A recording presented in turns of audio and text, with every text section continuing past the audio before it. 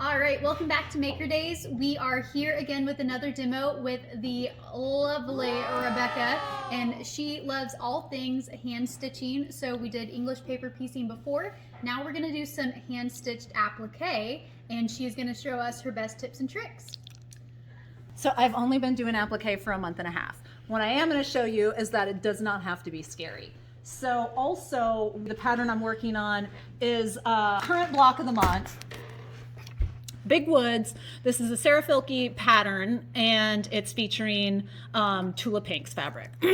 So also, this is not the way Sarah is teaching her applique. And I'm also not saying that this is a better way than what she's teaching. I'm saying it's a different way.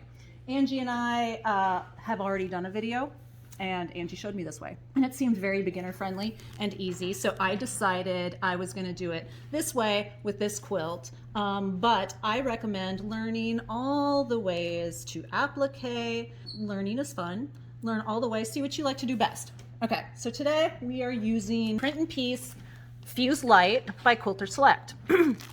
So I had my templates that I got, and I cut them out on the print and piece. Actually, I originally printed them out on the print and piece, ran that through the printer and printed out my pattern. Well, Angie's home printer, but yes. Angie is the home printer. And then I cut out my pieces, and then I ironed them to the back side of the fabric.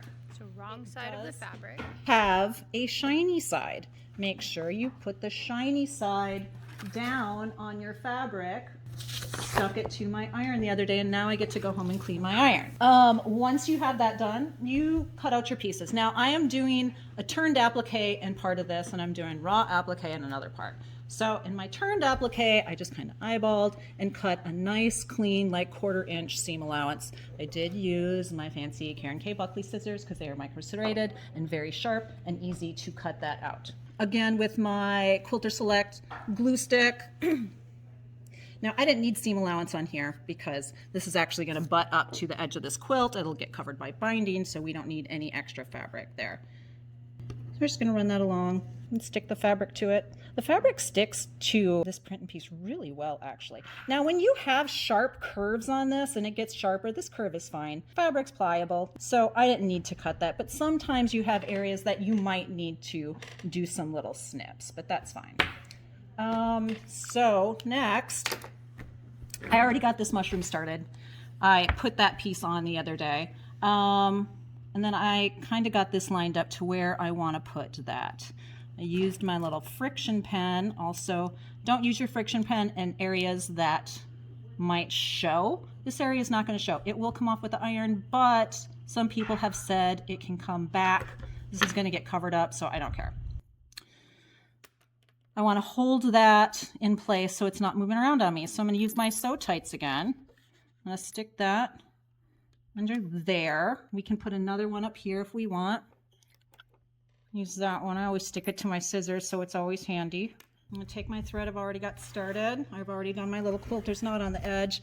On this, being that I've got a little seam, I've just been running my needle up right under that and coming out right on the edge. That's where I'm starting. Beautiful. I guess I could go in the back, but I'm also don't want the thread on the back. I don't know why. I know nobody's going to see it. And the stitch I'm doing is the same as if you would hand stitch your binding. We're just going to do kind of a hidden stitch, binding stitch. I don't know if there's an official name for it. You're just going to do it a little bit smaller. I'm going right kind of alongside there, almost a fraction underneath. I'm going to come up and I'm just going to get through the very edge. And then right where I came out, I'm going to go in there again. I mean, you can see, you know, these are probably, you can kind of see where I put my stitches in. Yeah. And I'm matching my thread. I'm still using an applique needle, the same that I use for all my English paper piecing. A 10, and this one is a big eye, so okay. It's kind of whatever I have handy. So this quilt is a big learning experience for me. I have not, this is my very first quilt that I've ever machined piece because that was scary for me. And this is the first time I'm doing applique. So I thought, since I'm doing this, I was just gonna do a lot of different methods. So I also decided to do some raw edge. And with my raw edge, I cut right along my print and piece and trimmed it. And I'm going to put that one there. I'm not actually going to show you the stitch. Let me steal that. Because really, it's just a stitch I pulled up a video for and taught myself. I did a blanket stitch. I did a hand blanket stitch around all these. I liked the idea of this kind of fraying and being slightly ruffly, and some of it being turned. Applique, the thing I really like about applique is that you can kind of make it your own. So if you want to do turned applique or wool applique, you know, it's just a little bit more free. You know, there's no solid rules. And so we can see down here that I got this rolling. And on my owl, I used some wool applique. I did some pearl cotton again to do some stitches on the eyeballs. We've got the skunk going. This is all turned. The flowers up here are raw.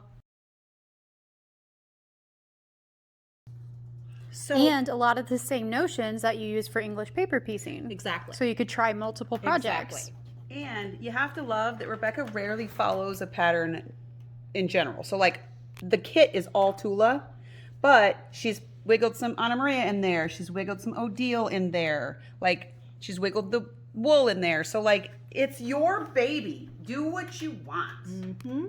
So try applique because it's a lot of fun. Oh, okay. So you said you leave the paper and you don't take it out. Right. So what happens after you're done?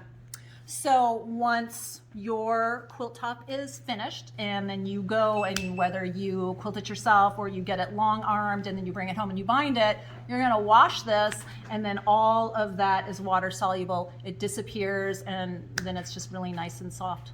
And I think one thing that the print and piece does, especially when you're new to applique, is it just adds some substance to it. There's stability to hold that in place and work your way around and stitch without it moving. And if you've ever done the traditional needle turn method with like the freezer paper isn't very stiff and it'll fold under sometimes. And it's just, and then you got to take it out and then you got to figure out how to wiggle it out of there. This way you don't have to wiggle it out. You just sew all the way around the thing. Yeah, You're I not think this gonna is just wiggle it. really good beginner friendly. Again, I've only been doing this for a month and a half.